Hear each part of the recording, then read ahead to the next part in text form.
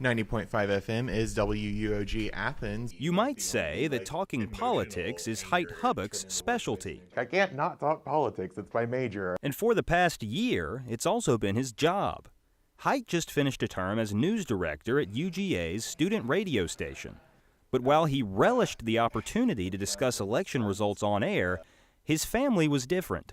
We didn't talk for a week after the election. Every time they would try to call me, I was just like, I would say I'm either busy with homework, I'm busy in class, I'm busy at the radio station, but I wasn't. His parents' decision to vote for Trump was a bitter pill to swallow, and he almost didn't go home for Thanksgiving.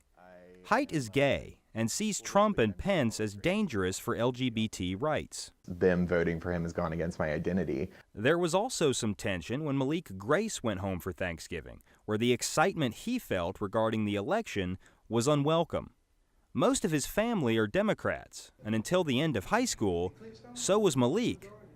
But then he became a Republican. We've been represented for far too long, the minority people, by the Democratic Party. And in this election, he supported Donald Trump.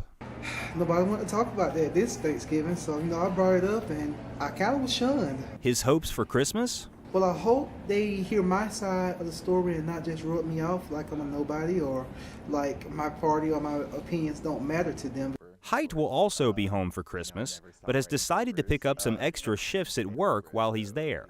I feel like it's best for all of us. This election has caused disagreements even in families that usually have similar views. Brennan Mansell is the chairman of the Georgia Association of College Republicans. But this election, he decided he couldn't get on board with his party's nominee. Donald Trump violated so many of the conservative principles I've held dear for my entire time in politics. He announced his decision not to support Trump on Facebook back in early October. Many people commented supporting his decision, but not his mother. "What other choice do we have?" she asked.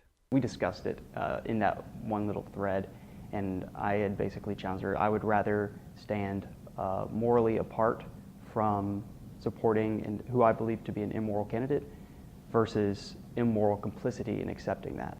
At Thanksgiving, the Mansells mostly steered clear of politics, instead discussing family and religion. And Brennan hopes that by Christmas, any political discussions will be focused on Trump's cabinet appointments rather than the man himself. It's a lot harder to tear yourself apart over who you think the Secretary of State nominee should be. To Justin Lavner, these stories are all too familiar. He's an assistant professor in UGA's Department of Psychology.